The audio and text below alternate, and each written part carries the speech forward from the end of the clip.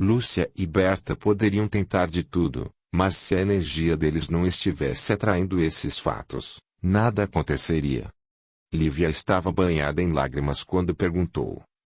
Então falhei novamente.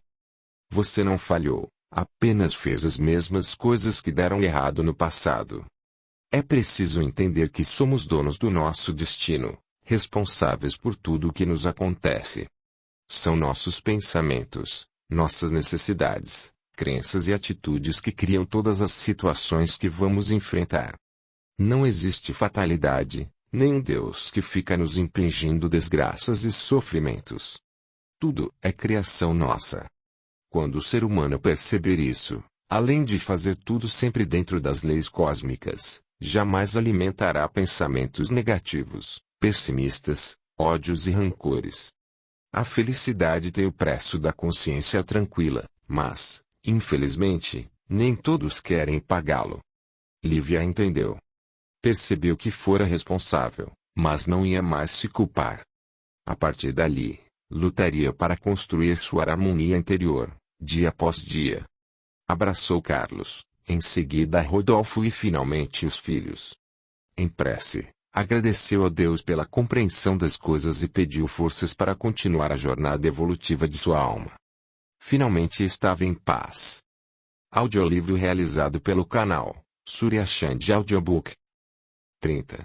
O destino de cada um. Os anos foram passando e tanto Berta quanto Fabrício usufruíram, com felicidade, da fortuna deixada por Lívia. Passados 10 anos, Berta começou a sofrer algumas ausências e, de repente, enlouqueceu. Suas crises de loucura, gritos altos, delírios de perseguição, alucinações e mania de tirar toda a roupa e correr nua pela casa, fez com que Fabrício, muito triste, a fechasse definitivamente em um dos quartos, por ordens médicas. Berta era vítima de si mesma. Por não ter conseguido perdoar e ter assassinado 3 pessoas, sua consciência passou a cobrar constantemente o ato praticado e, se antes conseguia disfarçar seus temores, chegou um momento que, envolvida por obsessores, desencadeou a crise de loucura que a deixou morta para o mundo. Irmã Lúcia estava louca como ela, em processo simbiótico, colava-se a seu perispírito de tal maneira que as duas pareciam uma só.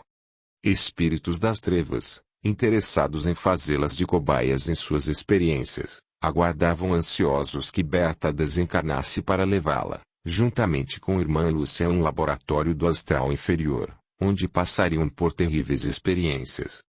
Fabrício acabou por se unir a Lúcia assim que a mulher desencarnou, descobrindo na serva uma mulher sincera, bondosa e companheira, como sempre havia sonhado para si.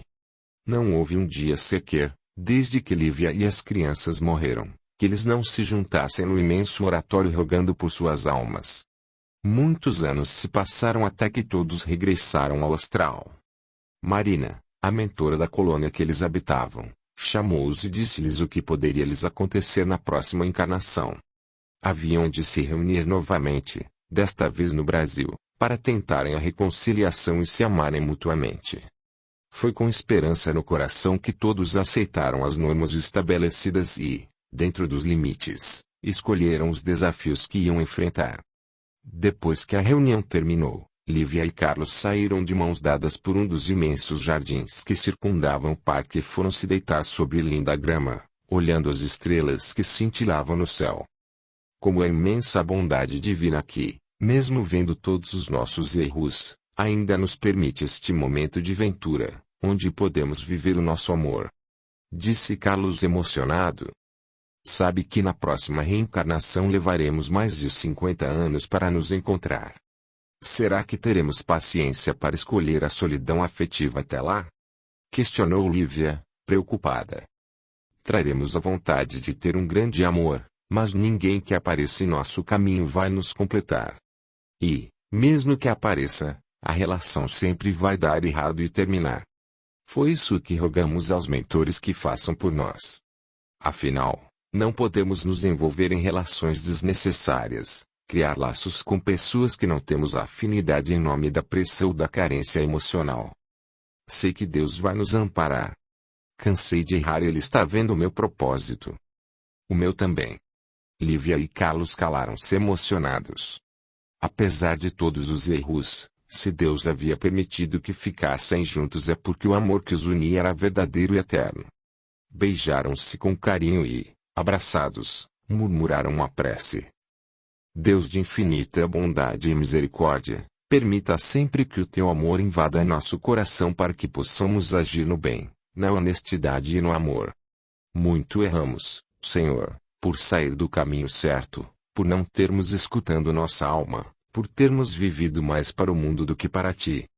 Mas te pedimos, querido Pai de bondade, não nos separe nunca mais, pois com o amor que sentimos um pelo outro venceremos todos os obstáculos do caminho.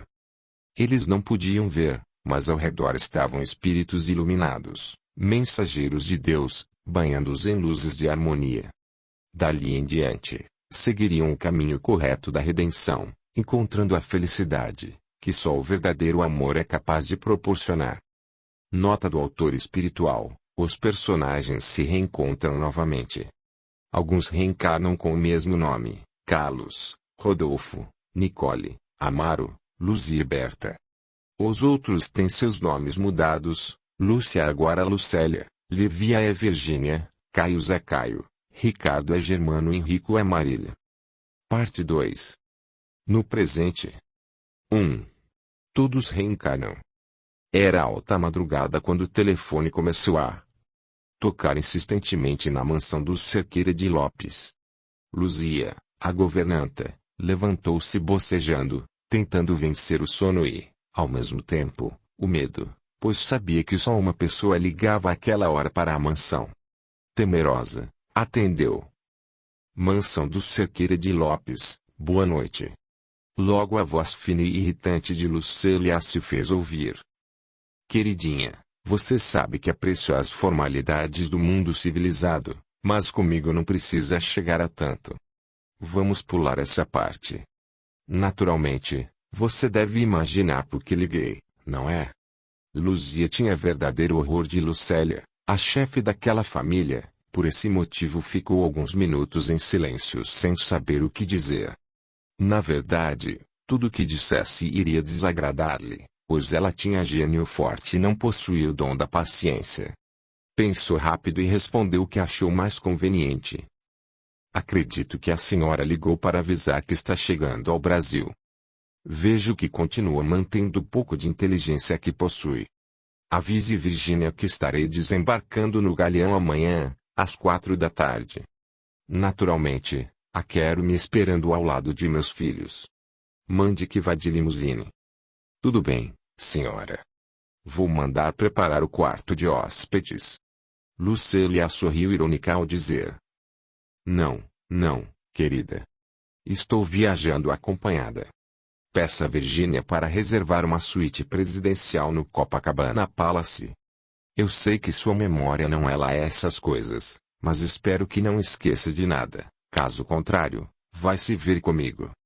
Mesmo tremendo de medo, Luzia ia dizer mais alguma coisa, mas Lucélia já havia desligado o telefone em sua cara sem a menor cerimônia. O sono de Luzia acabou por completo. Sentou-se em luxuosa poltrona já imaginando o inferno que seria a vida daquela família assim que a patroa pisasse os pés no Brasil. Tinha ódio da maneira como ela tratava a irmã e os filhos. Virgínia era uma pessoa maravilhosa, e tanto Caio quanto Nicole eram jovens bons, simples e agradáveis. Lucélia, ironicamente, criticara sua memória, mas ela lembrava muito bem o que havia acontecido 6 meses atrás, quando Rodolfo morreu. As 3 únicas testemunhas do que realmente havia acontecido eram ela, Virgínia e Lucélia. Depois daquela tragédia, seu maior desejo era ir embora daquela casa e, se possível, de cidade. Seus filhos moravam no interior de São Paulo e ela sonhava em viver com eles. Mas as ameaças de Lucélia, inclusive a de tirar sua própria vida ou a dos filhos, a fizeram recuar. Tinha provas concretas do quanto aquela mulher era perigosa, vingativa e capaz de tudo para encobrir o terrível segredo daquela família. Ficou mais de meia hora no sofá, quando ouviu o barulho do carro de Virgínia aproximando-se da garagem. Assim que ela entrou na sala e ligou as luzes, assustou-se com a figura de Luzia sentada no sofá àquela hora. Preocupada, perguntou: "O que faz no sofá até esta hora, Luzia? Aconteceu algum problema na casa?" Pálida e tremendo, Luzia respondeu: "Sua irmã está chegando ao Brasil amanhã. Acabou de ligar." Virgínia levou um susto, mas tentou controlar-se. "Será um tormento, como sempre, mas saberemos lidar com a situação, afinal, não é a primeira vez." Sentou-se no sofá e, carinhosamente, apertou as mãos de Luzia. A governanta continuou, preocupada. "Não é a primeira vez que vem, mas a primeira que volta depois da morte do Dr. Rodolfo. 6 meses é muito pouco tempo. Ela disse que passaria pelo menos um ano na Europa. Tenho medo de que essa vinda dela tenha um mau propósito. Não quero ver a senhora e as crianças sofrendo." Virgínia sentiu que Luzia tinha razão. Sua irmã Lucélia detestava o Brasil. Desde o início do casamento com Rodolfo, 20 anos atrás, ela fez questão de tomar conta das empresas da família, que ficavam na América do Norte e na Europa. Por essa razão, viajava bastante, muitas vezes passando até mais de um ano fora. Caio e Nicole foram criados por Virgínia, porquanto Rodolfo também viajava constantemente para ficar com a mulher, deixando as empresas do Brasil por conta do irmão, Germano. Aquela volta de Lucélia tão repentina certamente não era boa coisa. Ela olhou para Luzia com os olhos marejados e pediu: "Por favor, você precisa nos ajudar." Muita coisa aconteceu com Caio e Nicole nesse tempo em que Lucélia ficou fora. Mas, a julgue ver, ela jamais poderá saber o que está acontecendo com os dois. Luzia abraçou Virgínia com carinho e respondeu: "Fique tranquila, dona Virgínia. Agora acho que precisamos relaxar, vou fazer um chá." Fez pequena pausa e, já indo para a cozinha, voltou e perguntou: "Como foi o casamento de Bruna?" "O nervoso foi tanto que me esqueci de perguntar." Bruna estava linda e Rodrigo um deus grego. Eles formam um belo par. A festa também estava linda. Caio e Nicole decidiram continuar por lá, divertindo-se com a banda de música. Como sempre, vim na frente. O rosto de Luzia contraiu-se ao dizer: "Nem imagino como vão reagir quando souberem que a mãe chega amanhã." Virgínia não respondeu, mas imaginava a mesma coisa. Vendo a patroa calada, dirigiu-se à cozinha, deixando-a com seus pensamentos. Depois que as duas tomaram o chá e conversaram um pouco mais sobre a chegada de Lucélia, cada uma foi para seu quarto. Virgínia se preparou para dormir, mas como sempre acontecia quando a irmã anunciava que iria voltar, não conseguiu conciliar o sono de pronto. Rememorou todo o passado, desde a adolescência das duas até o casamento de Lucélia com Rodolfo, quando as coisas começaram a acontecer. Até aquele dia, 20 anos depois, ela imaginava como havia aceitado a proposta que o casal lhe fizera. Chorou sentidamente, até que resolveu abrir ao acaso o Evangelho segundo o Espiritismo, de Allan Kardec, que seu grande amigo Amaro lhe dera de presente. Fazia alguns meses que estava frequentando um centro espírita e estava gostando muito da filosofia. Abriu o livro e leu o título da mensagem: "O Mal e o Remédio." Virgínia mergulhou na leitura daquelas sábias palavras e, no fim, se sentiu encorajada para enfrentar o que tivesse de ser. Fez uma prece de agradecimento a Deus pelo alívio que estava sentindo e, em seguida, adormeceu. 2. Caio e Nicole recebem uma notícia. Virgínia acordou mais tarde que o habitual por conta da hora em que havia ido dormir na noite anterior. O café da manhã estava sendo servido quando viu Caio e Nicole descendo as escadas alegres e comentando sobre os acontecimentos da festa. Entristeceu-se ao pensar que logo estariam preocupados em razão da chegada repentina da mãe. Ambos beijaram a tia e foram se servindo, ainda entre comentários. Nicole tinha 19 anos, era a mais nova. Pele clara, lábios carnudos levemente coloridos com discreto batom, cabelos lisos e loiros, como os da mãe e da tia, sempre trazia o semblante sereno e um sorriso no rosto. Caio era um ano mais velho, igualmente branco como a irmã. mas possuía cabelos castanhos escuros, como os do pai. Apesar de simpático, tinha no rosto uma expressão preocupada e muitas vezes triste, como se algo o incomodasse profundamente. Mas o que mais sobressaía nele era sua beleza física, que se traduzia num rosto principesco aliado a um corpo bonito, trabalhado disciplinadamente em academias de musculação. Enquanto eles conversavam alegres, Virginia os observava com enlevo. Apesar de filhos de irmã, fora ela quem os havia educado, mostrado o lado bom do mundo e das pessoas. Diferentemente da mãe, nenhum deles tinha preconceitos sobre nenhum aspecto da vida e, apesar de milionários, possuíam amigos de todas as classes sociais, não fazendo distinção entre as pessoas. Nicole estava no primeiro semestre do curso de administração de empresas, pois tensionava trabalhar para a família. Já Caio, embora estudioso e tendo concluído o ensino médio, tentara ser aprovado em vestibulares para o curso de Direito, sem sucesso. Afirmava que seu sonho era ser advogado e que tentaria quantas vezes fosse preciso. A determinação dele era admirada por todos da família. Aproveitando um dos intervalos da conversa, Virginia falou: "Meus queridos, tenho uma notícia para vocês." "Coisa boa?" inquiriu Caio. "Vindo da senhora, só pode ser." Nicole estava calada esperando a tia falar. "Não é boa nem ruim, depende de como vocês verão a situação." "Fale logo," tia pediu Nicole impaciente. "Pelo visto não é nada bom. A mãe de vocês está chegando hoje ao Brasil, às 4 da tarde." Tanto Nicole quanto Caio levaram um susto tão forte que empalideceram. "A senhora só pode estar brincando." "Mamãe iria ficar mais de um ano fora," disse Caio temeroso. "Ela não costuma voltar tão rápido ao Brasil." "O que será que aconteceu?" inquiriu Nicole, bastante apreensiva. "Isso eu não sei, ela nunca conta nada que está fazendo ou pensa em fazer. Apenas avisou que ficará em um hotel e que está viajando acompanhada. Ligou ontem de madrugada, enquanto estávamos na festa. Foi Luzia quem atendeu o telefone." "Meu Deus!" exclamou Nicole, deixando no prato o resto do brioche que acabara de pegar. "Ela não poderia vir agora, com tudo o que está acontecendo comigo e com Caio. O que será de nós?" A voz de Nicole estava trêmula e seus olhos cheios de lágrimas. "Fiquem calmos. Se bem a conheço, ela deve estar vindo para resolver algum problema das empresas e não vai se demorar por aqui. Ela odeia o Brasil. O que vocês precisam fazer é tomar muito cuidado.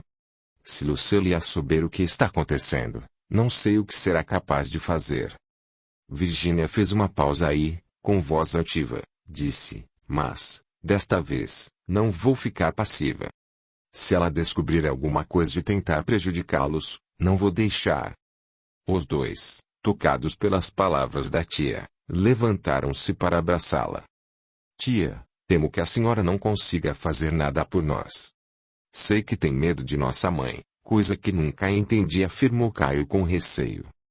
"É mesmo, tia. A senhora é livre, independente, tem muito dinheiro da herança do vovô e também os lucros das empresas, inclusive a mansão, que é sua. Nunca entendi sua submissão à mamãe", completou Nicole. Virginia não sabia o que responder. A verdade é que Lucélia sabia de um grave segredo seu que, se viesse à tona, poderia destruir toda a sua vida. Mas os sobrinhos não poderiam saber, por essa razão disse: "Sua mãe é 5 anos mais velha que eu. Desde a infância ela tem essa personalidade forte, mandava até em nossos pais. Contudo, perdi o medo dela, tanto que lhes posso jurar que se Lucélia lhes atrapalhar a vida não vou permitir." "Chega." Virginia falou com tanta convicção que os dois acreditaram. "Obrigado," tia, agradeceu Caio abraçando-a novamente. "Não sei o que seria de nós sem a senhora, sem a sua bondade. Sei do grande carinho que sentem por mim, mas agora vão programar as coisas para que às 4 em ponto estejamos no Galeão. Vocês sabem que Lucélia odeia atrasos." Obedecendo à tia, os dois foram para o quarto. Luzia, que ouvira toda a conversa, entrou na sala e disse: A senhora terá coragem, mesmo, de defender seus sobrinhos enfrentando sua irmã? E o segredo? Eu não aguento mais esse passado que me persegue. Desta vez vou enfrentá-la, sim. Caso ela revele o segredo, também sairá prejudicada. Talvez mais que eu. O que não posso é deixá-la interferir na felicidade dos meus sobrinhos que tanto amo. Egoísta como ela e também preconceituosa, jamais vai aceitar o que eles estão fazendo. Mas ela vai se ver comigo. Só lhe peço que tome muito cuidado. Dona Lucélia é cruel, má e vingativa.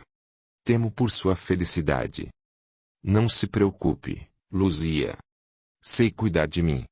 Nesse momento, uma menina de 6 anos entrou na sala, correu para os braços de Virgínia, abraçando-a com vigor e chamando-a de mamãe. Oh, minha linda! Estava ouvindo a conversa da mamãe. Coisa feia, hein? Papai do céu castiga.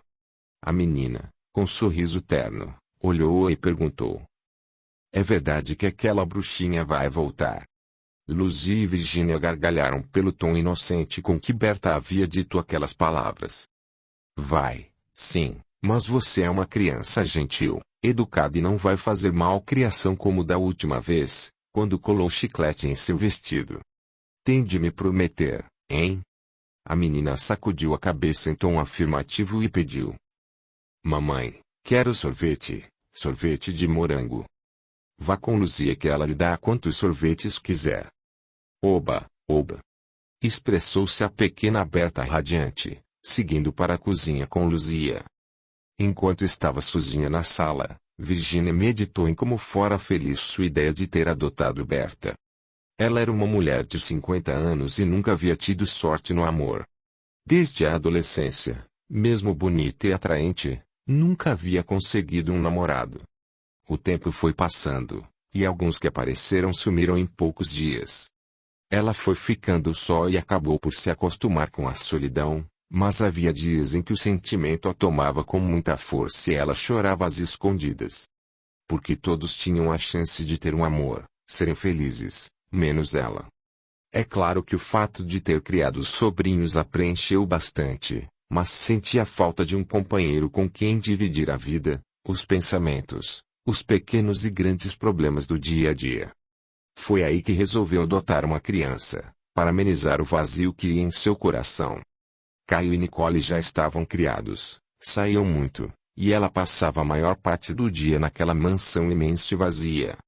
Nunca havia se formado e, assim como a irmã, delegou total poderes a Germano para gerir sua parte nas empresas. É verdade que preenchia o tempo com chás beneficentes, passeios, viagens, jantares com amigas em bons restaurantes, mas, quando voltava para casa, a solidão amargava. Berta chegou na hora exata para amenizar essa dor. Estava tão entretida com seus pensamentos que levou um grande susto ao ouvir um grito alto vindo da cozinha. Correu para lá e encontrou Luzia aflita. Uma das panelas de água fervendo derramou sobre o bracinho de Berta, enquanto eu colocava os sorvetes na taça. Não sei como isso foi acontecer. Temos de levá-la ao hospital. Virgínia olhou para Berta, que se mantinha tranquila e não chorava. Está doendo muito, querida. Mamãe vai levá-la ao médico. A criança, como se nada houvesse acontecido, disse sorrindo. Não está doendo nada, mamãe. Não precisa ir ao doutor, olha só.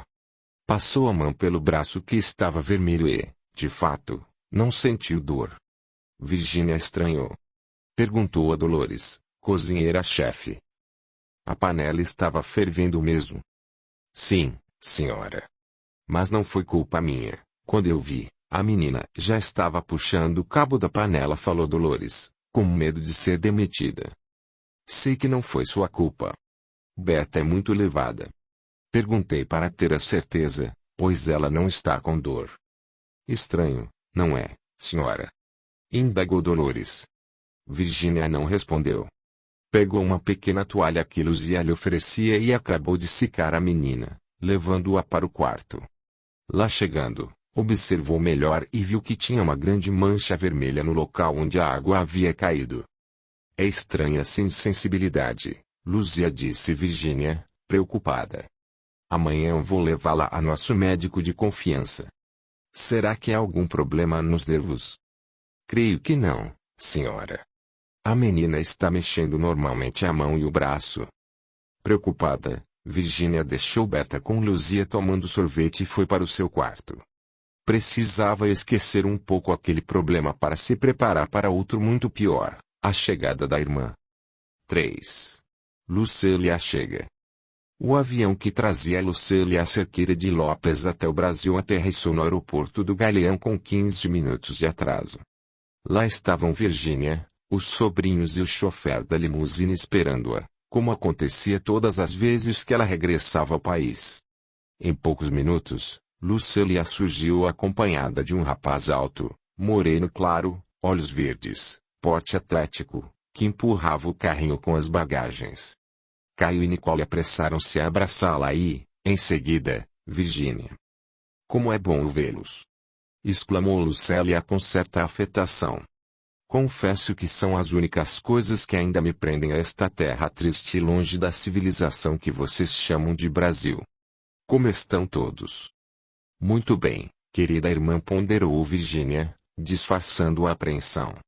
Ficamos todos surpresos com sua volta repentina.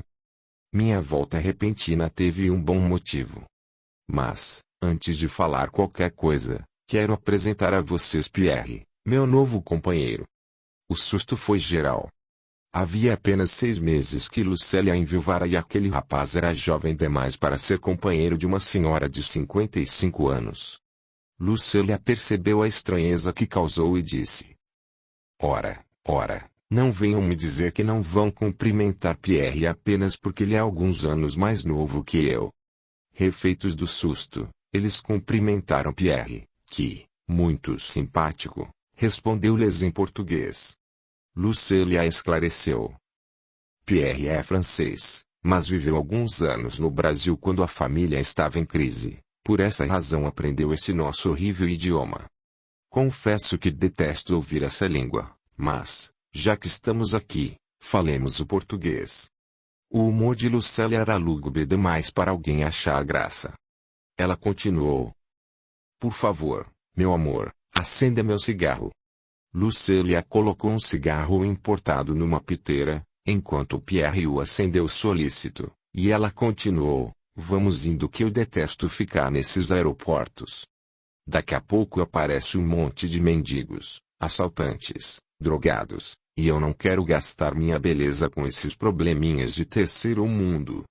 Virgínia odiava a maneira pela qual a irmã se referia ao Brasil, mas não estava disposta a discutir naquele momento. Foram todos para a limusine, que seguiu até a mansão da família, na Gávea. Durante o trajeto, conversaram amenidades, sempre cortados com as piadas sem graça e preconceituosas de Lucélia. Assim que chegaram, esperaram que ela e Pierre tomassem banho para conversarem na sala. Caio e Nicole estavam bastante nervosos. Tenho medo de deixar escapar que estamos escondendo algo, falou Caio apreensivo. Também estou com medo, respondeu Nicole, com os olhos rasos de água. A mãe de vocês está ocupada demais com o novo companheiro para perceber alguma coisa. Não notaram como está de bom humor? Até agora não reclamou de nada, observou Virgínia. Nossa mãe exagerou. Tinha de achar um amante tão novo assim? Bradou Caio. Ela é uma mulher à frente de seu tempo, não estranhe. Esclareceu Virgínia. Disso não tenhamos dúvidas. Mas e por que não foram direto para o hotel? Parece que vocês não conhecem a mãe que tem. É hábito dela chegar e vir primeiro aqui, tomar um demorado banho, trocar de roupa, inteirar-se dos problemas da família. Só depois é que vai para o hotel, principalmente e agora, com o namorado. Minha mãe. Tão moderna em alguns pontos, mas tão preconceituosa e retrógrada em outros. Ela nunca vai aceitar o que está acontecendo conosco, comentou Nicole irritada. É bom que não falemos sobre isso agora. Daqui a pouco ela desce e pode ouvir algo da nossa conversa. Meia hora depois, Lucélia e Pierre desceram as escadas de mãos dadas, o que mais uma vez causou estranheza nos presentes. Ela percebeu, mas fingiu não ver. Enquanto tomavam os licores, ela começou. Como vocês imaginaram, não voltei ao Brasil tão rápido à toa. As empresas estão passando por uma série de problemas, e o Germano me ligou há 15 dias me colocando a par da situação que só eu, como presidente, poderei solucionar. Mas minha volta tem mais um motivo. Vim para buscar Nicole e Caio para morarem comigo em Paris. Por essa razão, quero que arrumem tudo. Assim que eu resolver os problemas das empresas, vocês vão embora para sempre deste lugar infeliz. A surpresa não poderia ser mais desagradável. Caio protestou. Quero ficar, não vou. Preciso passar no vestibular e estudar direito para ser advogado, como sempre sonhei. Nicole, tomando coragem, também recusou. Não desejo ir com a senhora. Estou no primeiro semestre do meu curso e não pretendo deixá-lo. Lucélia detestava ser contrariada, mas sentia que precisava ter muito tato para lidar com os filhos. Ambos eram maiores de idade e não poderiam ser obrigados a nada. Ela teria de vencê-los por meio da persuasão, coisa que ela era mestra em fazer. Sempre conseguia tudo o que queria da vida, não seria agora, com os filhos, que perderia a batalha. Levantou-se, abraçou-os e, com fingido carinho, disse: Sabia que vocês iriam resistir. Sei que adoram viver agarrados na barra do vestido de Virgínia, mas são jovens e vão compreender que só lhes quero o bem. Mas nosso bem é aqui. Amamos o Brasil, o Rio de Janeiro, argumentou Nicole, visivelmente irritada.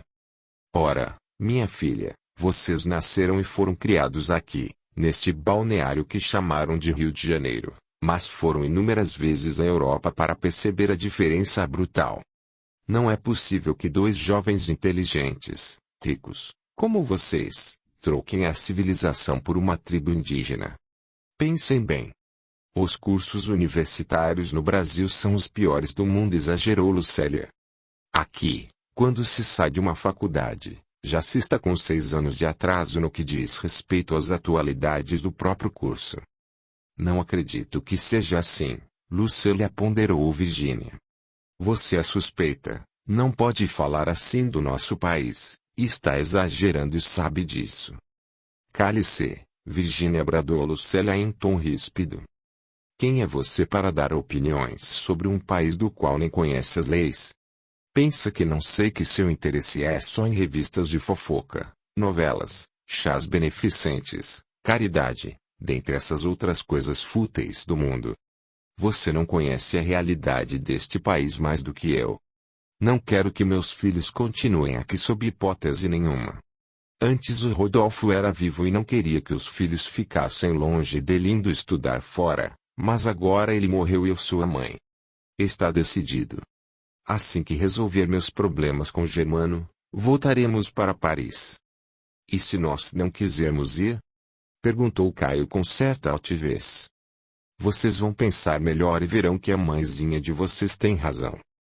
Mas, mamãe, nós aqui temos nossas amizades, nossos grupos sociais. Além de tudo, não podemos ir e deixar a tia Virgínia sozinha nesta mansão imensa. Não sente pena dela? Questionou Nicole, já com vontade de agredir a mãe. Pena? Disse Lucélia com ironia. A tia de vocês sabe muito bem lidar com a solidão, afinal, são 50 anos sozinha. Além do mais, agora ela terá companhia dessa menina órfã que adotou. Levantou-se, abraçou e beijou Pierre nos lábios, dizendo: Estamos partindo para o hotel. Por favor, não me interrompam por nada deste mundo enquanto eu estiver por lá. Se eu precisar, ligo para vocês. Até logo. Eles foram saindo lentamente, mas Nicole percebeu que Pierre havia olhado profundamente com interesse. Ainda mais essa, pensou. O namorado da minha mãe de olho em mim. De volta à sala, agora sozinhos com Virgínia, os irmãos estavam desolados. Como enfrentar a mãe? Até aquele momento ela não os estava forçando, mas com certeza partiria para a força bruta, se fosse necessário. Virgínia os consolou. Eu lhes fiz uma promessa, esquecerão. Vocês só vão embora daqui se quiserem. Caso contrário, eu impedirei. Só temos a senhora para nos ajudar, tia. Como ela quer ter direitos sobre nós? Nunca ligou para a gente, sempre nos abandonou por causa dos negócios. Foi a senhora e papai que nos criaram. Ela não tem nenhum direito de nos impor o que quer que seja, disse Caio enraivecido. Não se preocupem. Vão para o quarto, arrumem-se e saiam. A noite estará linda. Aproveitem que hoje é domingo e amanhã vocês não trabalham. Caio e Nicole, mais animados com o apoio da tia, subiram para os quartos com alegria. Assim que viu a patroa sozinha, Luzia foi ao seu encontro. Não sei como a senhora pode ser irmã de uma pessoa monstruosa como a dona Lucélia. Os meninos têm razão, ela jamais pode descobrir a verdade. Fique despreocupada, Luzia. Lucélia sabe que nós sabemos o segredo que pode colocá-la atrás das grades. Se for necessário, eu a ameaçarei com a prisão. Terá coragem mesmo? E se ela revelar o seu segredo aos meninos? Eles nunca vão perdoá-la. Correrei esse risco, mas não posso deixar que minha irmã os faça sofrer mais do que já estão sofrendo. Ir embora do Brasil seria o fim para eles. Espero que a senhora consiga. Após alguns segundos de silêncio, Virgínia perguntou. Onde está Berta? Continua brincando no quarto. Não se queixou de dor de forma alguma. Não, senhora, e isso é muito estranho. Amanhã eu vou levá-la ao médico. Estou preocupada. Eu também, tomara que não seja nada grave. A conversa terminou e Virgínia subiu para o quarto. Após trocar de roupa, sentou-se numa luxuosa poltrona, abriu o Evangelho segundo o Espiritismo e leu. Depois, rogou a Deus auxílio para toda a sua família e forças para que ela pudesse fazer o que era preciso sem temer as consequências de seus erros passados. Sua prece foi tão sincera que logo o espírito de Madre Catarina, sua mentora, apareceu. Com as mãos impostas sobre ela, lançou-lhe energias de calma e paz. Alguns minutos depois, ela estava muito mais tranquila e harmonizada. 4. Os problemas de Caio. Virgínia saiu cedo com Berta rumo ao consultório do Dr. Jaime. Estava muito preocupada com o estado de saúde dela e temia o pior. Sentadas na sala de espera do famoso dermatologista, ela não conseguia conter a ansiedade. Finalmente, chegou a hora de serem atendidas. Diante do médico, Virgínia expôs o que aconteceu em detalhes.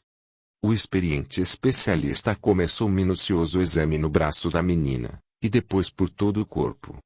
Depois de meia hora, voltou a sentar-se à frente de Virgínia e disse: Infelizmente, não tenho uma boa notícia para lhe dar. Por favor, fale sem rodeios. Sua filha está com hanseníase, e, pelo que pude observar, suspeito que é o caso em que a doença é mais severa, além de altamente contagiosa.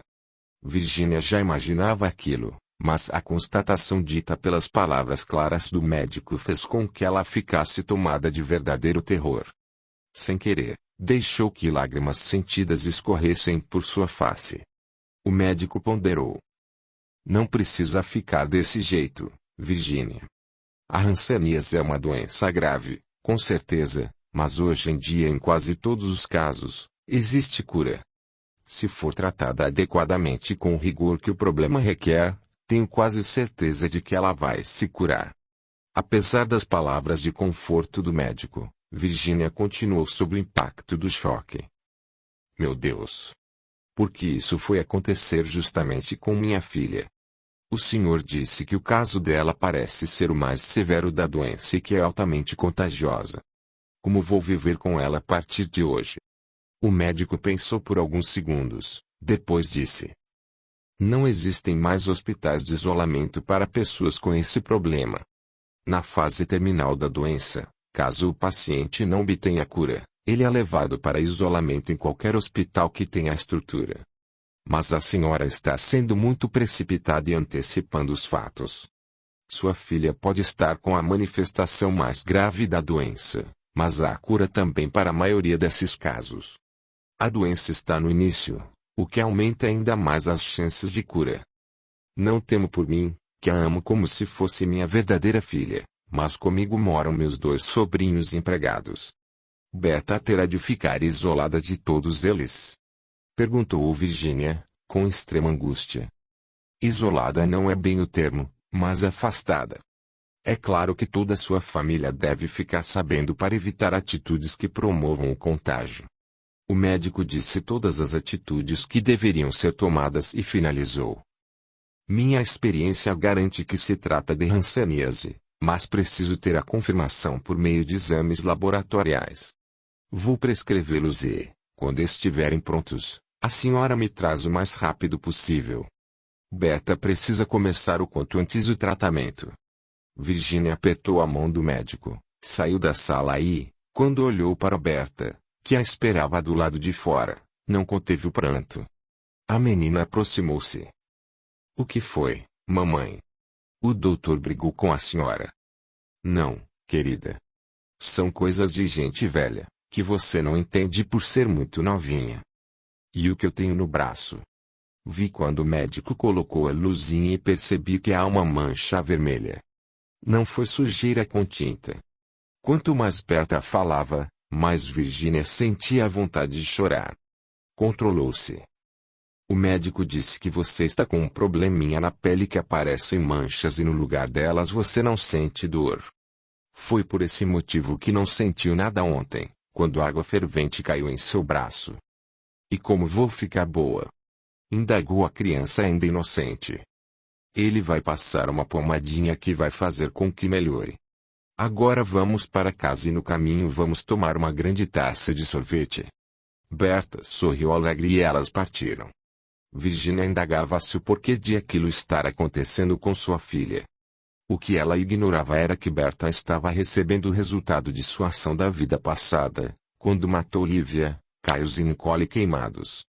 Depois que se arrependeu no astral, Berta entrou num estado de terrível remorso que a fez renascer com o organismo predisposto a desenvolver o mal de Hansen. Como não conseguiu se perdoar pelo que fez, para com isso trabalhar sua reparação pelos caminhos do amor, ela escolheu espiar a falta vendo seu corpo arder e se diluir como fez com outras pessoas. Como a consciência é o juiz supremo do espírito, onde quer que ele esteja, Berta estava passando pelo resultado de suas escolhas. Naquela manhã, depois do café, Nicole partiu para a universidade, enquanto Caio trancou-se no quarto, jogando-se sobre a cama. Não estava tranquilo, ao contrário, sua preocupação com a chegada da mãe só fizera aumentar, tanto que mal se alimentara direito. Olhou para o quarto e percebeu que, apesar de ter todo o luxo que uma pessoa pudesse almejar e o amor de uma tia que o tinha como filho, ele não era feliz. Tudo começou no início de sua adolescência, quando descobriu que o que sentia era diferente do que os outros rapazes de sua idade sentiam. Enquanto seus amigos olhavam as garotas com interesse e faziam de tudo para se relacionarem com elas, ele se interessava pelos rapazes. Começou admirando-os pela beleza, mas logo sentiu despertar o desejo sexual. Aterrorizado e com medo de ser homossexual, ainda se relacionou com algumas moças, mas sentiu-se muito mal, porque não sentia absolutamente nada por nenhuma delas. A constatação de que ele era gay foi-lhe penosa. Como os amigos reagiriam quando soubessem a verdade? Como sua tia Virginia, Nicole e, principalmente, sua mãe agiriam quando soubessem dessa sua particularidade? Passou muitos dias entristecido, sem sequer querer comer. Foi difícil esconder de todos o porquê daquela situação. Foi lutando contra os seus sentimentos e melhorou, mas no íntimo sentia-se temeroso, pois a qualquer momento alguém poderia desconfiar. Ele já não saía com tanta frequência com as garotas e, embora seus amigos acreditassem em suas desculpas, sabia que um dia não daria mais para esconder. Ele se sentia homem, tinha jeito de homem, gostava das coisas que os homens gostavam. Adorava futebol, academias de musculação e dos amigos héteros que tinha. Só seu sentimento e desejo íntimo é que eram direcionados a pessoas do mesmo sexo. Não foram poucas as noites que ele passara em claro, tentando descobrir por que muitas pessoas eram homossexuais. Buscou explicações em Freud, Lacan, em sites de psiquiatria, Mas as informações eram desencontradas, divergentes, e ninguém tinha certeza de nada. Alguns diziam que a causa eram experiências vividas na infância, no seio familiar, principalmente a falta de um pai. Mas com ele isso não aconteceu.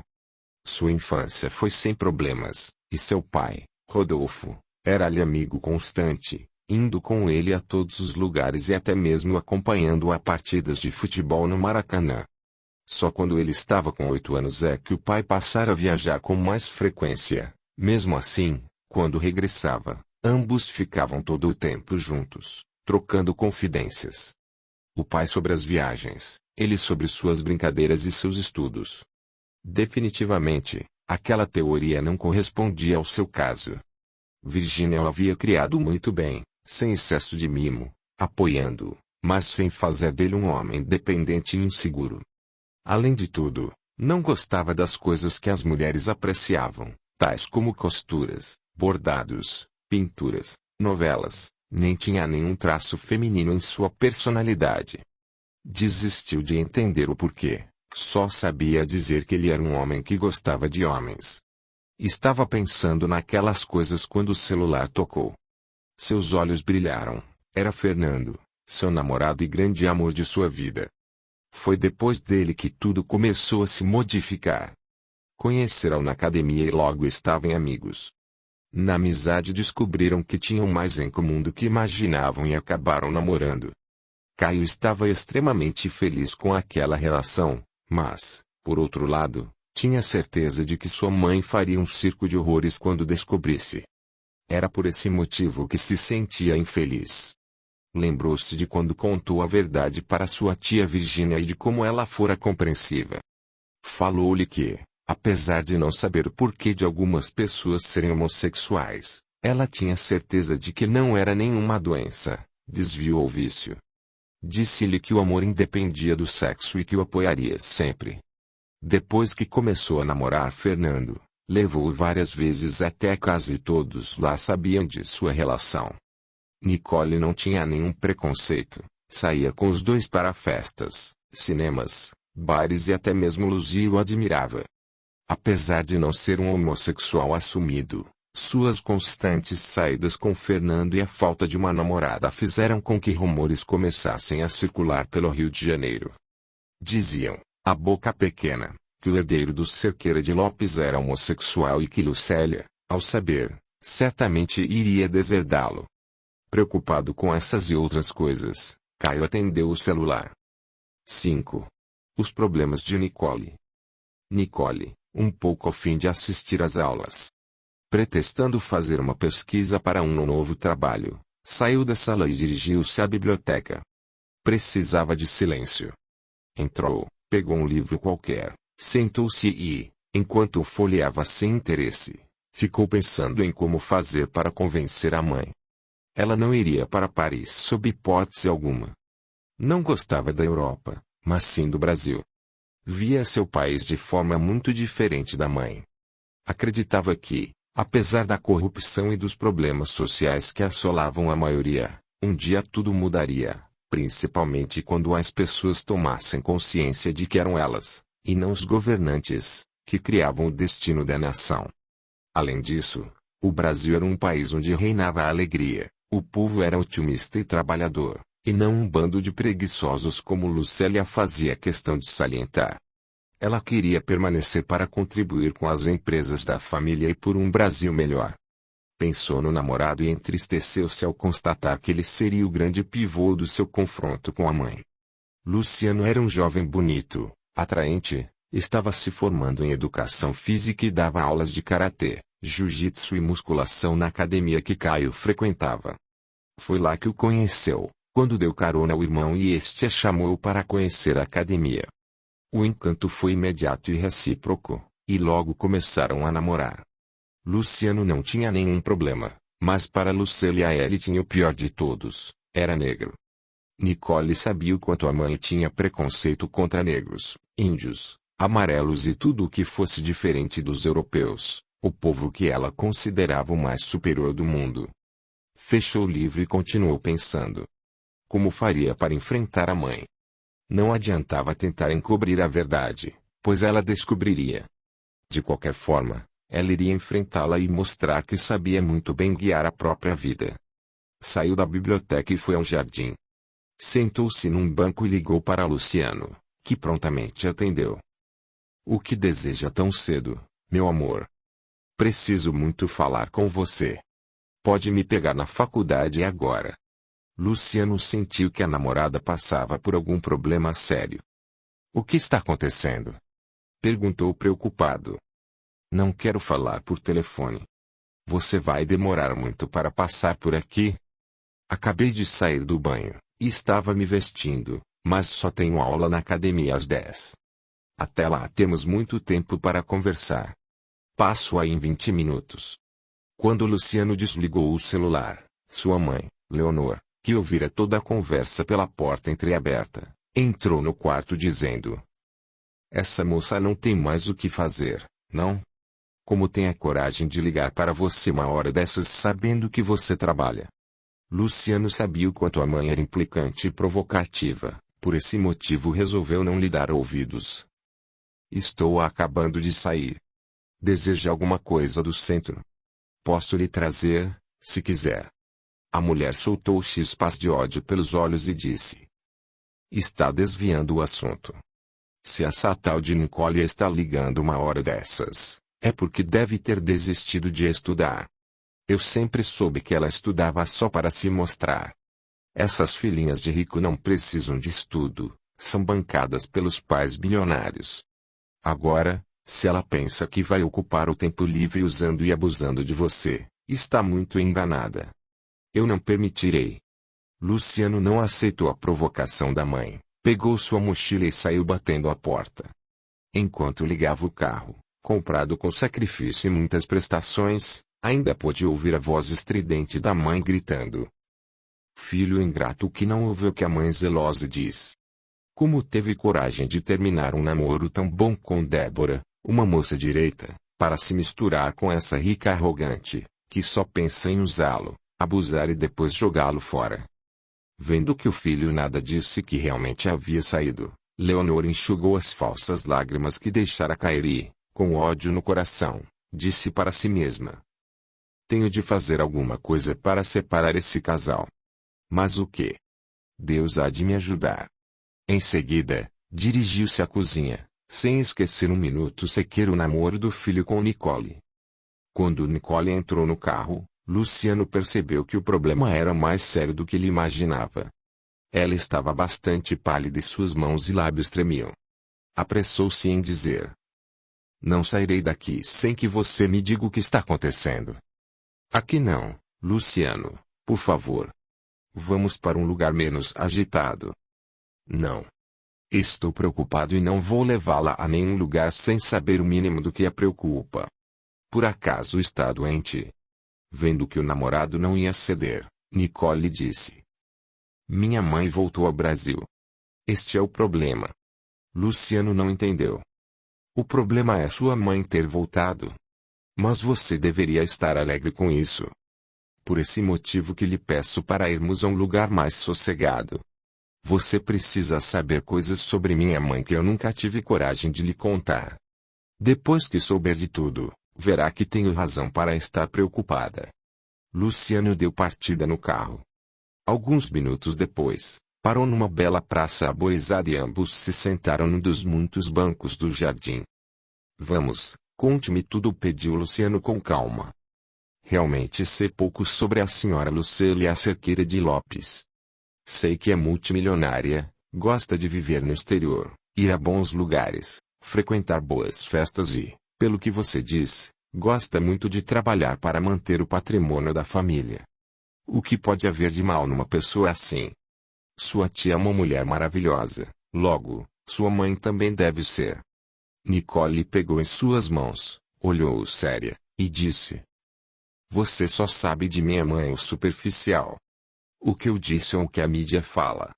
Infelizmente, tenho de admitir que ela é uma pessoa dura, inflexível, autoritária e, eu diria, até má. Luciano assustou-se. Como pode falar assim de sua própria mãe? A minha também tem gênio difícil, mas não é má. Não está exagerando? Infelizmente, não. Mas o pior de minha mãe eu ainda não lhe disse. Ela é preconceituosa, racista, intolerante, homofóbica e tudo mais que envolva preconceito. Ela chegou de repente ao Brasil dizendo que vai levar a mim e o Caio para Paris a qualquer custo. Luciano começou a não gostar daquela conversa. Você teria coragem de deixar tudo aqui e ir embora? Nunca farei isso. Estou preocupada porque terei de enfrentá-la, e mais ainda com o que ela pode fazer para destruir nossa relação. Luciano ficou calado e ela prosseguiu. Tenho certeza de que ela jamais admitirá que eu me relacione com um negro. Além disso, há meu irmão que, como você sabe, é homossexual e está vivendo o momento mais feliz de sua vida relacionando-se com Fernando. Agora, diga-me, tem ou não motivos de sobra para estar preocupada?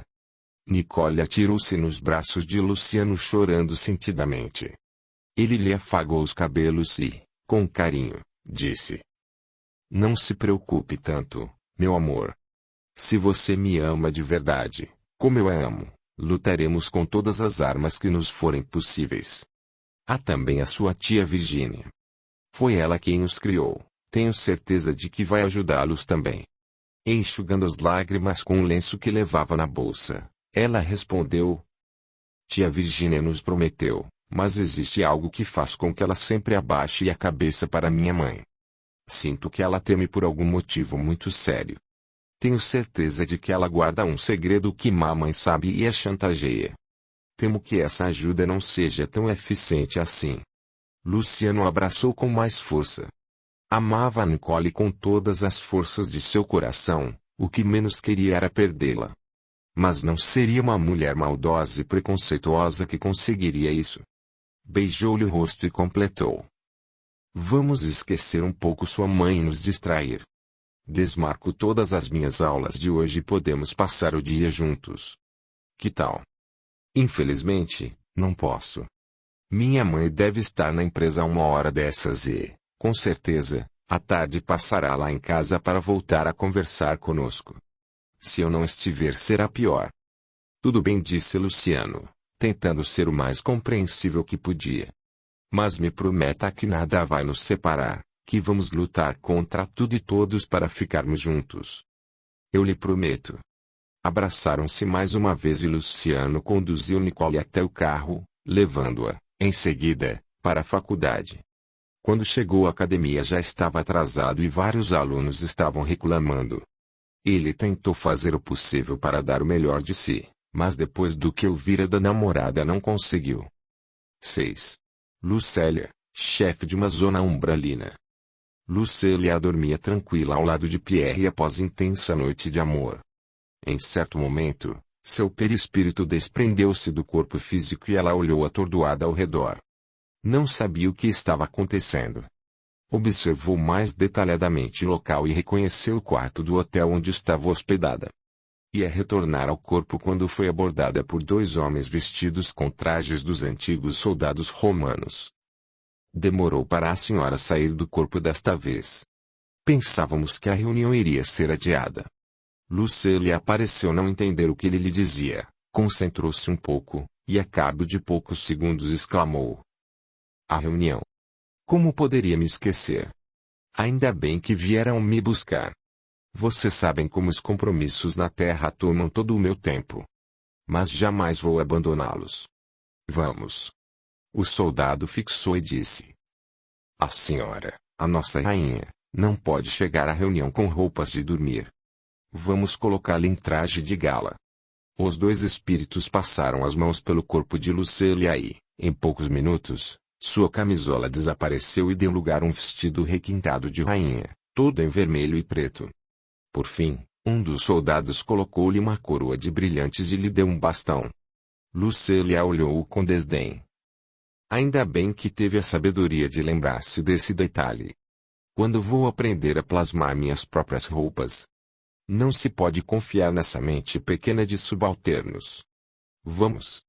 Em poucos minutos, Lucélia entrou num grande salão, onde uma multidão de pessoas a esperava com ansiedade. Foi direto para o trono, sentou-se e começou a dizer: Estou muito atarefada na terra, de modo que não posso ficar muito tempo aqui. Serei bastante clara. Como andam nossos planos? Uma mulher de corpo belíssimo, vestida num costume azul turquesa, levantou-se de uma das cadeiras e, fazendo reverência à rainha, disse: "O que tenho procurado fazer tem dado certo, senhora.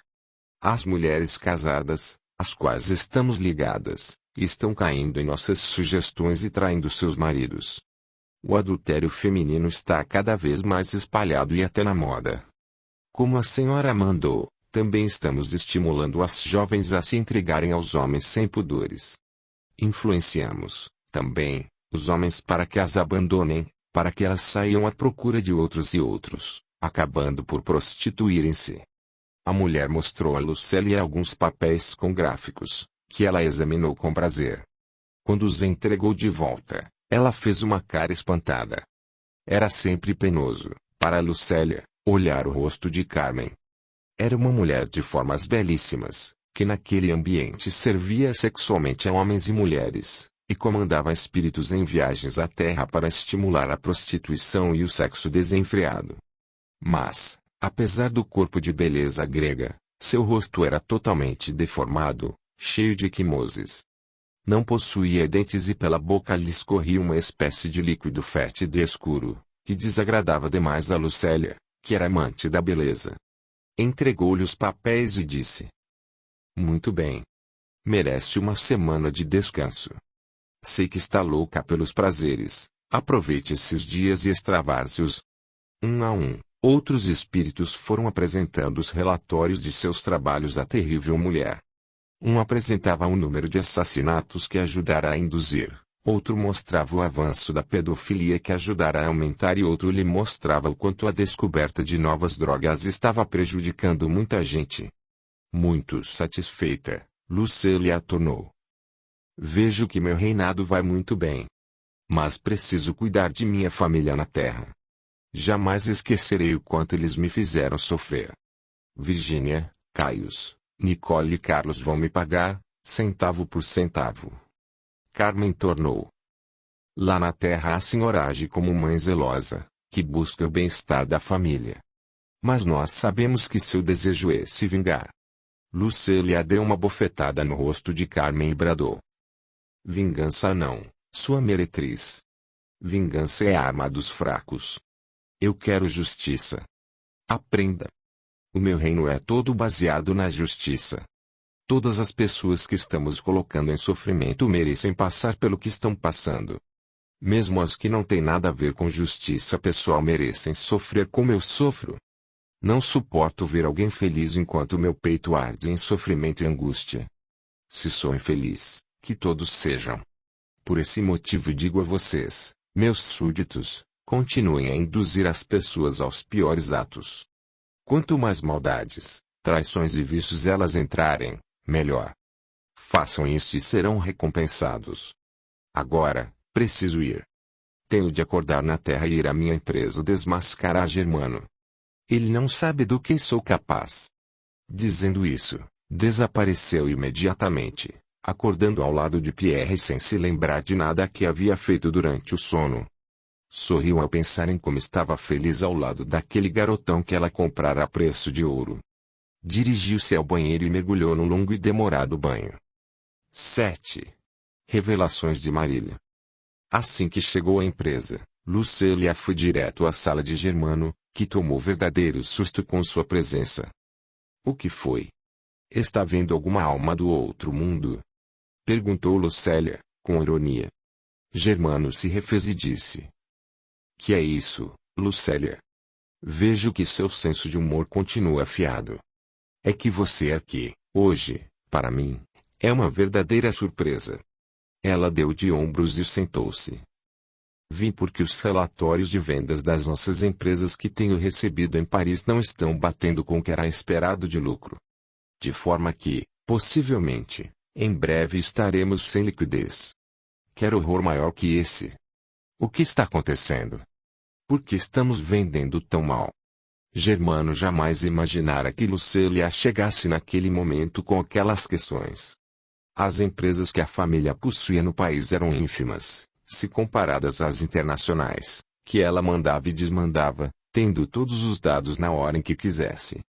Nunca pensara que Lucélia fosse dar por falta do dinheiro que ele estava desviando aos montes para contas fora do país. Tentou se desculpar. O país está em crise financeira e, mais uma vez, as bolsas despencaram. Tudo no Brasil está de mal a pior, e isso refletiu em nossas vendas, como era de se esperar. Como se este país alguma vez tivesse saído da crise, criticou Lucélia. Isso aqui é crise, desde que me entendo por gente. Não sei por que ainda não transferi tudo para a Europa. Mas quero checar tudo com mais profundidade. Os lucros estão abaixo do esperado, mais do que eu posso admitir. Vamos ver se tiramos nossa empresa desta crise. Lucélia fingiu acreditar no que Germano havia dito, mas tinha quase certeza de que ele a estava roubando. De maneira discreta, mandaria fazer uma auditoria na empresa e descobriria. Se ele, de fato, a estivesse roubando, não saberia do que seria capaz. Foi para sua sala e fez vários telefonemas, convocando seus advogados para uma reunião secreta no hotel onde estava hospedada. Mais tarde, quando saiu, deixou Germano mais tranquilo, achando que ela havia engolido a desculpa. Lucélia entrou na luxuosa limusine e foi direto para a residência de Germano. Precisava conversar com Marília, sua esposa, para saber o que estava acontecendo com sua família. Marília era uma mulher rica, bonita, cheia de regras e etiquetas e, assim como Lucélia, detestava a pobreza e o Brasil. Vivia nas melhores rodas sociais, onde as fofocas eram constantes. Por tudo isso, o que acontecia na mansão dos Cerqueira de Lopes ela ficava sabendo. Lucélia não poderia ter uma informante melhor. Ao ser recebida com afetação pela amiga, sentou-se e disse: Providência é aquele uísque escocês de que tanto gosto. Você sabia que na casa da minha irmã não entra mais bebida alcoólica? Marília não entendeu. Por quê? É aquilo mesmo que você já sabe. Virgínia conheceu um tal de Amaro, que é espírita, e acabou a influenciando com essa seita. Depois disso, nada de bebida naquela casa. Que horror! Evitam as bebidas, mas falam com o diabo. De que adianta? Lucélia riu. Faça-me o favor, Marília. Não vá me dizer que acredita em diabo. Coisa de ignorantes. Bem, diabo mesmo, não sei, mas você sabe que frequento o terreiro de Pai Serapião. Sempre que alguma coisa dá errado ou o Germano está com outra, vou lá e resolvo tudo. Coisas de brasileiro, que adora esse misticismo barato, ilusório. Não são ilusões, são. Lucélia colocou a mão em sua boca e interrompeu. Por favor, não vamos ficar falando dessas coisas horrorosas. Vim aqui porque você sabe o quanto aprecio sua amizade, e cumpre aquele nosso acordo de fiscalizar minha família. Você sabe que não posso confiar nem um pouco em Virgínia. Ela praticamente criou meus filhos, passa muito a mão pela cabeça deles e me esconde as coisas. Vim disposta a levar Caio e Nicole comigo para Paris, mas eles praticamente me enfrentaram dizendo que não vão.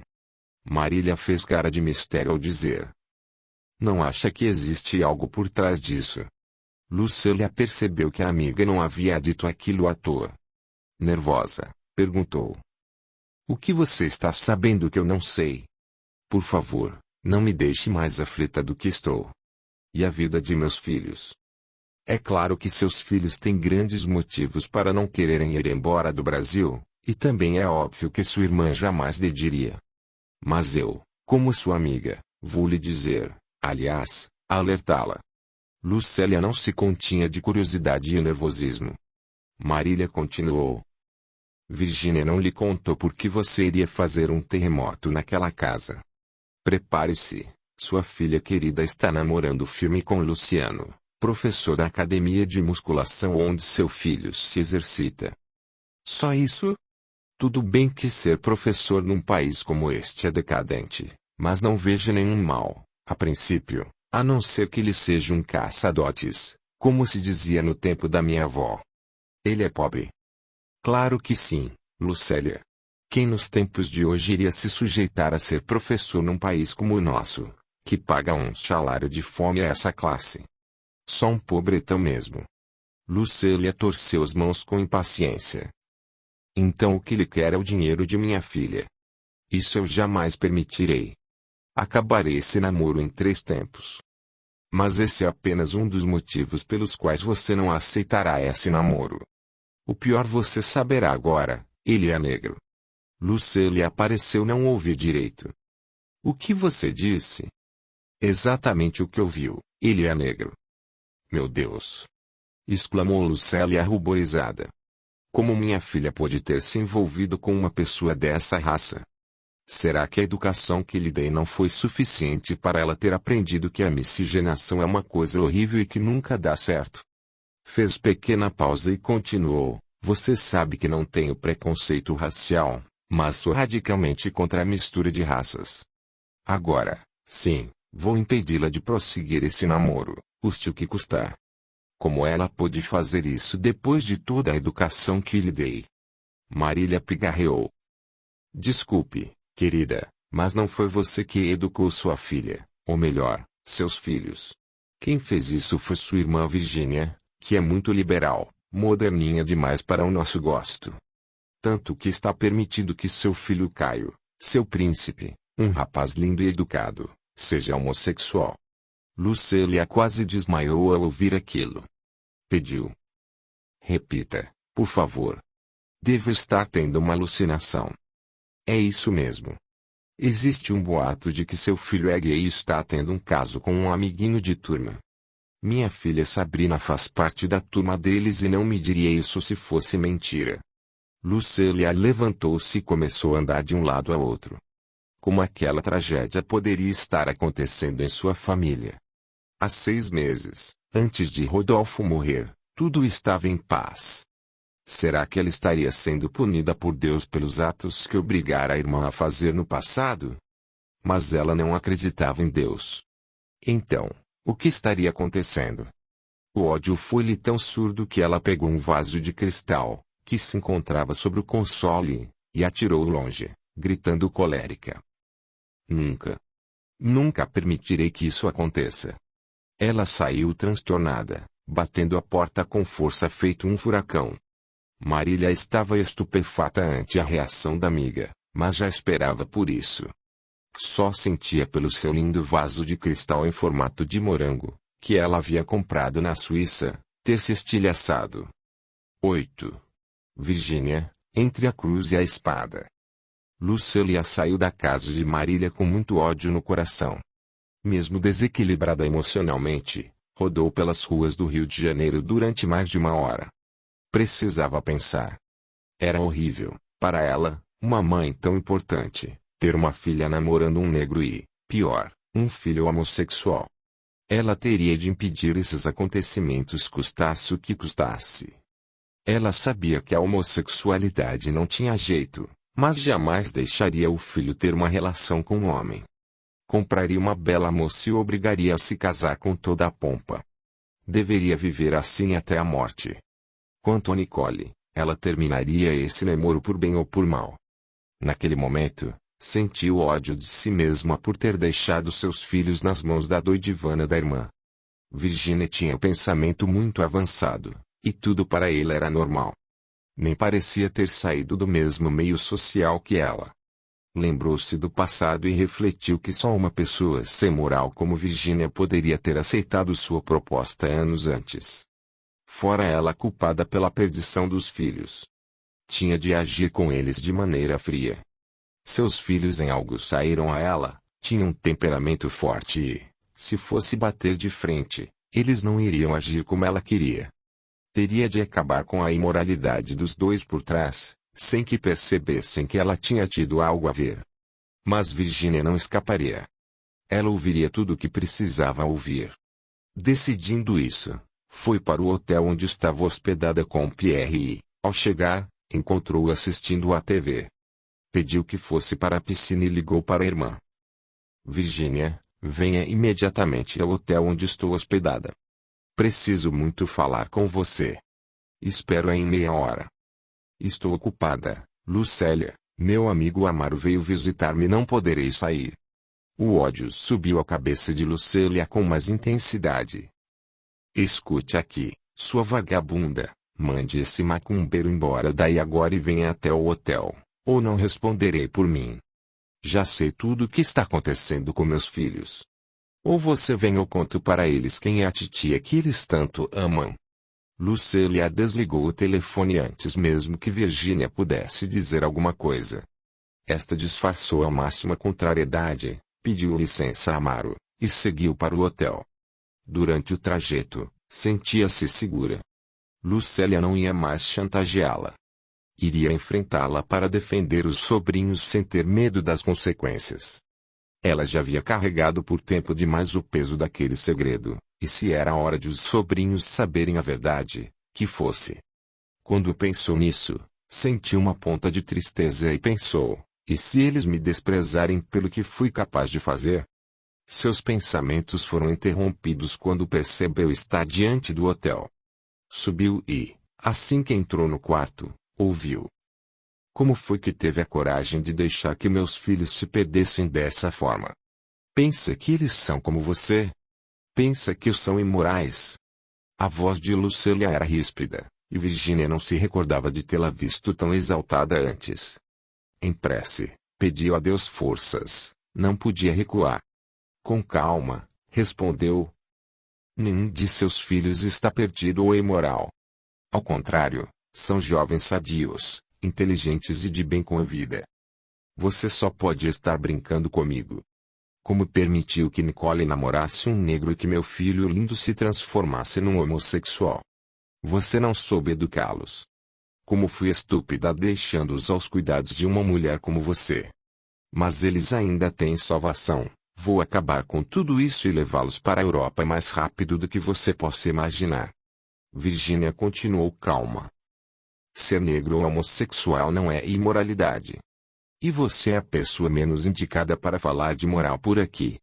Desculpe, sei que é minha irmã, mas não venha com hipocrisia. Se existe uma pessoa que a conhece, essa pessoa sou eu. Sei tudo o que você fez e é capaz de fazer. Pensa que esqueci o que aconteceu na noite em que Rodolfo morreu? Pensa que esqueci a quantidade de amantes que você tinha sem que seu marido percebesse? Pensa que esqueci o que me obrigou a fazer 20 anos atrás? Você não pode falar de moral, Lucélia. Se seus filhos fossem mesmo imorais, seria a você que eles teriam saído, e não a mim. Como ousa me enfrentar, hein? Ganhou coragem onde? Eu nunca obriguei a nada, você fez porque sempre amou meu marido e é uma vagabunda. Qual mulher aceitaria uma proposta daquelas? Você pode dizer o que aconteceu na noite da morte de Rodolfo, mas como vai provar? Será minha palavra contra a sua. Depois que eu revelar sua verdadeira personalidade, duvido que Caio e Nicole acreditem em você. Como sempre, está em minhas mãos. Virginia sentiu o ódio começar a brotar em seu peito e revidou. Estou disposta a tudo para defender a vida de meus sobrinhos. Nunca mais me renderei às suas chantagens. Pode chamar os dois e dizer a verdade. Eu não tenho mais medo. Ao notar que a irmã falava com altivez e segurança, Lucélia perdeu a cabeça e começou a xingá-la. Vagabunda, prostituta. Eu reduzirei você a pó. Sua meretriz. Sem mais suportar, Virginia virou-se e deu tão forte bofetada no rosto de Lucélia que ela foi ao chão. Antes de sair do quarto, a irmã ainda disse. Isso é para você ver que não estou brincando. Fale o que quiser para seus filhos e vamos ver, realmente, de que lado eles vão ficar. Virginia saiu e deixou Lucélia jogada no chão, chorando de ódio. Em seu íntimo, ela sabia que, se a irmã sempre esteve em suas mãos, o jogo havia virado na noite em que Rodolfo morreu. Só Virginia e Luzia sabiam o que tinha acontecido. Percebeu que estava nas mãos das duas. Naquele momento, o ódio aumentou e ela chorou ainda mais. Virginia chegou à mansão e mergulhou num banho com sais calmantes. Sentia que uma tempestade iria desabar sobre aquela família, mas teria de enfrentar tudo. Mais uma vez orou a Deus pedindo auxílio. Horas mais tarde, já se sentia melhor. Luzia deu 2 batidas leves na porta do quarto e ela pediu que entrasse. A senhora precisa descer. Há uma surpresa muito desagradável lá na sala. Virginia desceu rapidamente e empalideceu ao ver Lucélia e Pierre sentados no sofá e os criados carregando diversas malas. Como se nada houvesse acontecido, Lucélia tornou. É isso mesmo que está vendo, querida irmã. Eu e Pierre viemos abusar um pouco da sua hospitalidade. Como você sabe, sempre me recusei a ter uma casa neste país, mas resolvi ficar mais tempo por aqui e sei que você, com sua bondade, não vai me negar a hospedagem. Virginia conhecia o cinismo da irmã e como ela sabia dissimular as coisas, por esse motivo entrou no jogo. Sabe que a casa é sua, Lucélia. O prazer é todo meu em recebê-la e ao seu companheiro. Com leve ironia, finalizou, seus filhos vão amar a notícia. Claro, claro, meu bem, meus filhos me amam, disse Lucélia afetada. Mas como estou acompanhada, preciso ficar no melhor quarto da casa, que é o seu. Por essa razão, peço-lhe que mande sua criadagem tirar todos os seus objetos pessoais de lá e colocar em minhas malas no lugar. Ah! E não se esqueça de pedir a Luzia que arrume nossas roupas à francesa, como só ela sabe fazer. Virginia tentava controlar a raiva. Como queira, minha irmã. E então? Toma um drink conosco enquanto meus filhos não chegam. Você sabe que aqui não tem mais bebidas. Foi com imenso prazer que Lucélia disse. Isso enquanto você vivia sozinha, mas comigo é que as bebidas voltarão. Trouxe muitas e pedi a um dos criados que preparasse e nos servisse. Desculpe, mas não bebo mais desde que conheci a doutrina espírita. Lucélia aumentou o cinismo. Você sabe que não consigo entender como uma coisa dessas, que vocês chamaram de espiritismo, foi surgir logo na França. Um país sempre tão civilizado, tão intelectual, de pessoas cultas. Virginia revidou. Justamente por esse motivo que surgiu lá. Mas os franceses nos mostraram que quando se tem cultura acadêmica não se tem bagagem espiritual, logo, esqueceram a melhor coisa que aconteceu por lá. Agora, dê-me licença, preciso dar um telefonema. Vendo a irmã sair e entrar no escritório com segurança e altivez, Lucélia sentiu aumentar seu ódio. Abraçou Pierre e o beijou violentamente para tentar conter a fúria. Audiolivro realizado pelo canal Surya Chand Audiobook. 9. Surge uma paixão. Como era de se esperar, o jantar daquela noite não foi nada agradável. Lucélia fingia nada saber sobre a vida dos filhos e conversava com afetação e fingida alegria. Querendo ganhar tempo com os filhos, disse. Desculpem por insistir em levá-los para a Europa. Não desisti desse desejo, mas saberei respeitá-los. Tenho certeza de que, como jovens inteligentes que são, na hora certa, antes do meu retorno, saberão decidir e partir comigo e com o Pierre. Caio e Nicole acharam estranho, mas nada comentaram. O que menos queriam era falar sobre viagens à Europa com a mãe. Virginia, fingindo que acreditava na irmã, comentou. Que bom, Lucélia, que resolveu não ser tão radical. Afinal, seus filhos são maiores de idade, adultos, e sabem muito bem decidir por si mesmos. Tenho certeza de que Nicole e Caio tomarão a decisão certa. Lucélia sentiu o ódio ferver dentro de si. Virginia estava diferente, havia-lhe dado uma bofetada e a sentia mais altiva. Será que estava mesmo disposta a enfrentar as consequências que o segredo existente entre as duas iria produzir? Nunca imaginara que Virginia tivesse aquela coragem, mas naquele momento começou a ter dúvidas. Pierre também entrou no diálogo com Virginia, e logo todos estavam conversando entre si, deixando Lucélia isolada.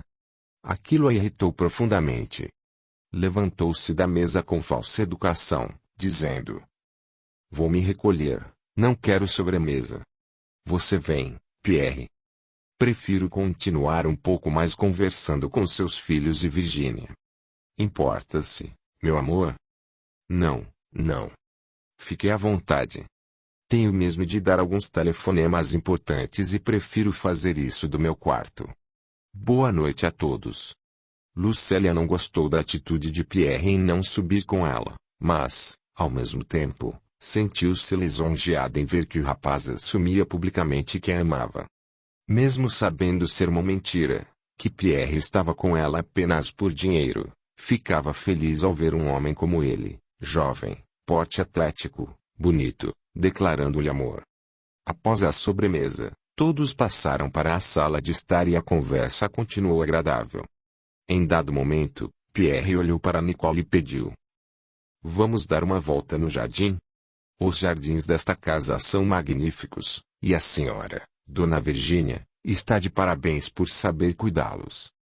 Obrigada, Pierre, não sabia que admirava as belezas naturais. Gosto muito. A França tem paisagens belíssimas.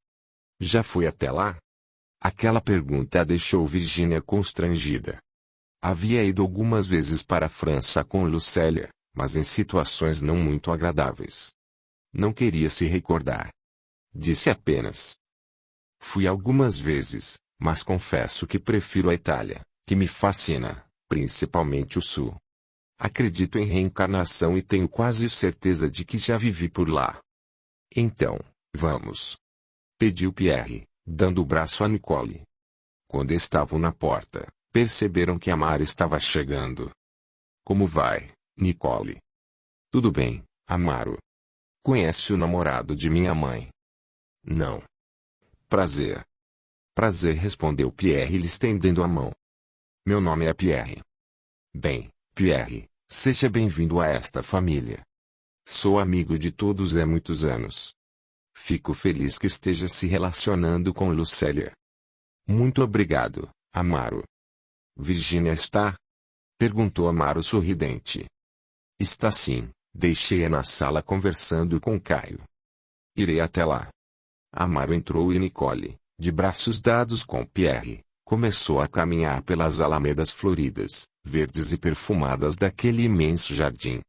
A noite estava linda e o jardim iluminado, como Virgínia fazia questão de manter.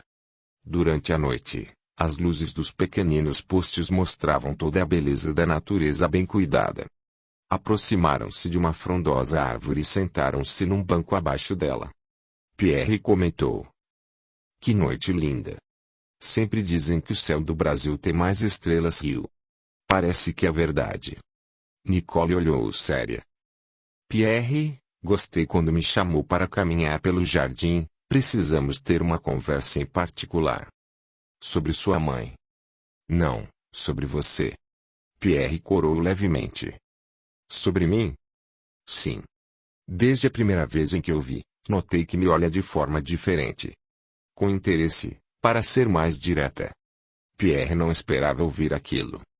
Perdoe-me, Nicole. Está sendo mais forte do que eu. Notei que passou a maior parte do jantar olhando para mim. Mamãe estava muito falante e não observou, mas não quero que isso continue. Tenho um namorado que amo intensamente e não quero ter problemas com minha mãe, caso ela descubra seu interesse. Por tudo isso, se chamei sua atenção, quero que me veja apenas como amiga, pois é impossível um relacionamento entre nós. Pierre encostou-se mais em seu corpo, dizendo: Será mesmo que impossível? Desde ontem não consigo esquecer seu rosto, sua pele, seus olhos. Pare, Pierre pediu Nicole com a voz alterada. É impossível, não apenas pela minha mãe, mas porque tenho namorado e, o principal, não me senti atraída por você. Não é isso que estou percebendo. Nicole corou ainda mais. Na verdade, ela também estava sentindo atração por Pierre. E, naquele momento, sozinhos, sentindo seu cheiro, o calor de seu corpo, imediatamente começou a se questionar se amava mesmo Luciano. Pierre pegou em suas mãos e começou a acariciá-la. Completamente envolvida, Nicole deixou-se levar por um beijo apaixonado. Quando a emoção serenou, ela o empurrou de leve. Isso não pode mais acontecer. Eu não tenho direito de trair meu namorado, muito menos minha mãe. Você a ama, e por esse motivo não deve traí-la também. Pierre deu um sorriso sem graça. Eu não amo sua mãe. Como não? Noto o carinho entre vocês, e você a chamou de amor ainda há pouco. Palavras. Nem sempre elas são verdadeiras. Eu não amo sua mãe. Nicole intrigou-se. Mas por que está com ela? É por dinheiro? Minha mãe paga para você estar com ela. É isso? Pierre sentiu vergonha de assumir a realidade. Era exatamente o que ela dissera. Estava com Lucélia somente por dinheiro. Ele era um jovem de família falida, nunca gostou de estudar nem quis aprender nada que lhe facilitasse um trabalho.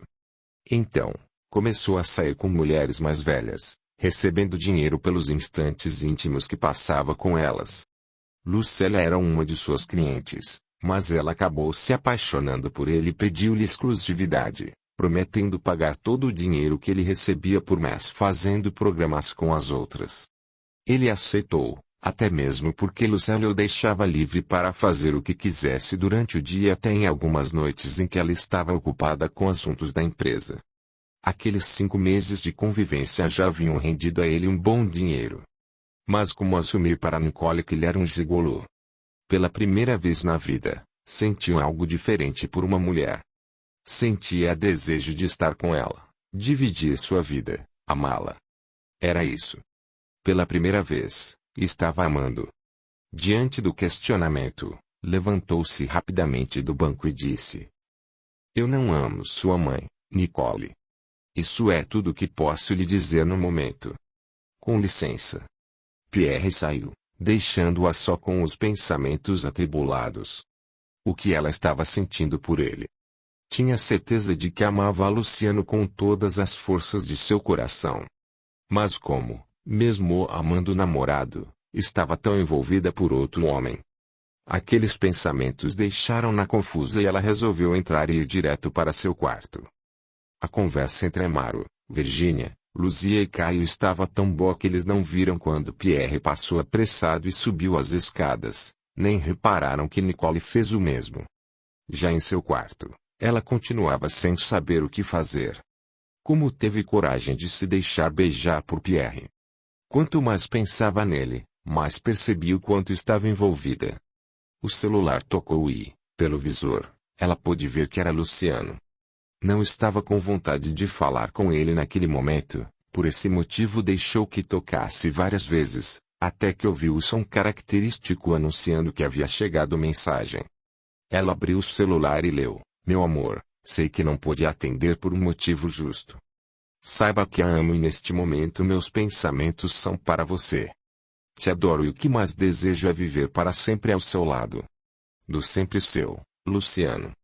Aquela mensagem doeu no peito de Nicole e ela se sentiu ainda mais culpada por ter deixado que Pierre a beijasse. Rolou na cama inquieta, até que, vencida pelo cansaço, adormeceu. Quando Pierre entrou no quarto, viu que Lucélia estava ao telefone falando em francês. Percebeu que falava de negócios e como sabia que ia demorar, como de costume, foi ao banheiro e tomou uma longa ducha. Quando saiu, foi abordado por Lucélia, que, em roupas íntimas, o convidava ao amor. Ao ver o corpo de Lucélia e lembrar-se do de Nicole, ele sentiu como se não fosse conseguir. Fez um tremendo esforço, pensou na amada e procurou se esmerar para que Lucélia não reclamasse. Mas ela havia percebido que algo estava diferente em Pierre. Sentiu distante e sem o ardor que lhe era característico. Estava acontecendo alguma coisa, e certamente ela iria descobrir. 10. Lucélia descobre a paixão entre Pierre e Nicole. Virginia, enquanto os sobrinhos continuavam achando estranho a súbita mudança no comportamento de Lucélia. Ela não mais tocara no assunto de levá-los para Paris, vivia bem-humorada, indo a festas, teatros, recepções na casa de amigos da alta sociedade carioca, sempre na companhia de Pierre. Germano também continuava despreocupado. Lucélia agora já não ia mais à empresa e, como ele deixara temporariamente de desviar dinheiro, fez um falso relatório de vendas, expondo lucros maiores, explicando que a situação estava voltando ao normal.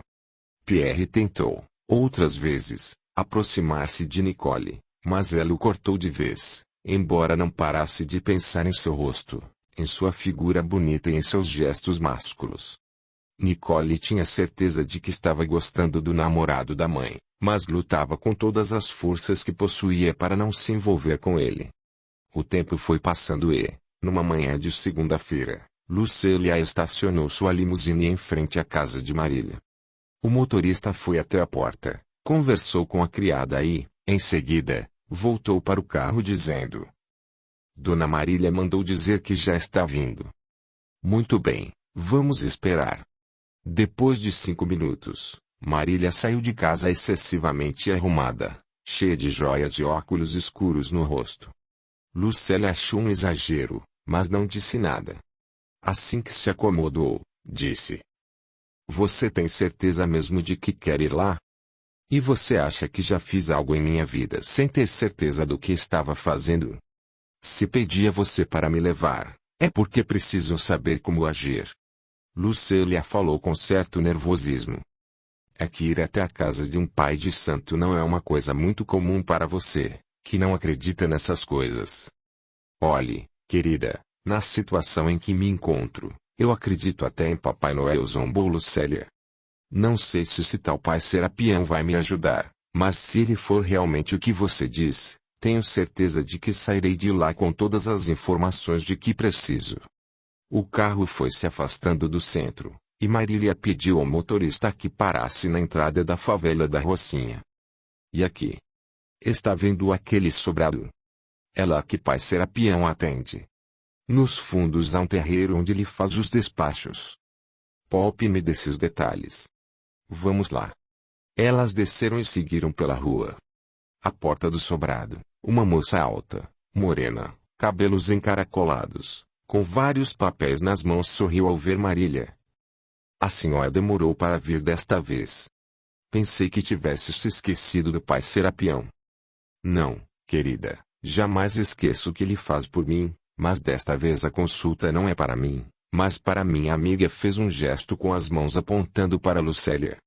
A moça sorriu simpática e estendeu-lhe a mão com um papel numerado. A senhora será atendida quando chamarem o número 32.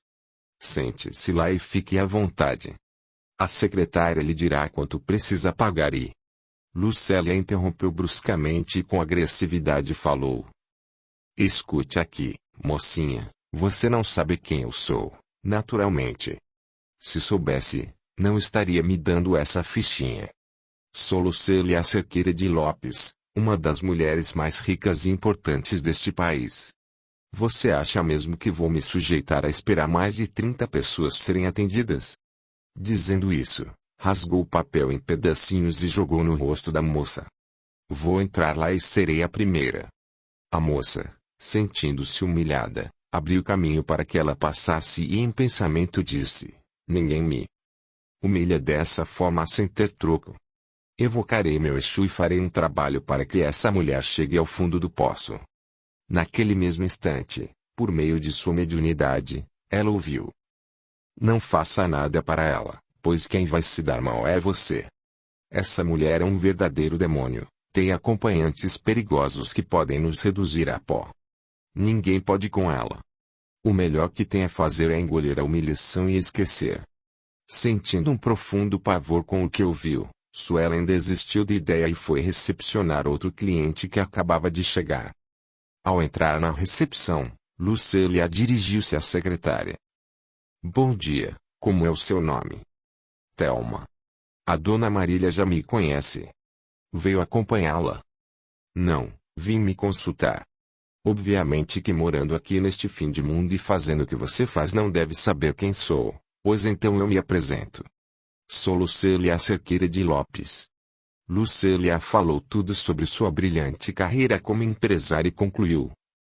Você acha, mesmo, que uma mulher da minha classe vai se sentar com essas outras que estão aí para esperar? Eu exijo que me deixe ser a próxima. Thelma ficou sem graça, mas teve de dizer. Senhora, tem gente aí esperando desde as 5 da manhã. Se eu passar lá na frente, todos vão reclamar, e é capaz de irem embora. Lucélia pensou um pouco e tornou. Quanto é mesmo a consulta com pai Serapião? R$ 500. Ela sorriu por dentro. Aquele dinheiro para ela era uma ninharia, não dava nem para comprar sua escova de dentes. Olhou para a moça, que tremia de medo, e propôs. Se você me deixar ser a próxima, pago R$ 500 da consulta e dou-lhe R$ 500 pelo favor. Thelma sentiu-se tentada e cedeu. Tudo bem, darei um jeito. Assim que o cliente que está lá dentro sair, a senhora entra. Lucília sorriu. O que ela queria que não conseguia. Marília olhou admirada. Você não é fácil, hein? Ora, parece que não me conhece, sorriu. Assim que o cliente saiu, a secretária deixou que as duas entrassem na sala, mesmo debaixo de reclamações e gritos de protesto. Pai Serapião era um senhor de 70 anos, moreno claro, careca, magro e com os dentes amarelados pelo fumo. Olhou para as duas e sorriu, mostrando as falhas de dentes na boca. O que minhas filhas querem do pai Serapião? Pai Serapião tudo sabe, tudo vê, tudo resolve. Marília se adiantou.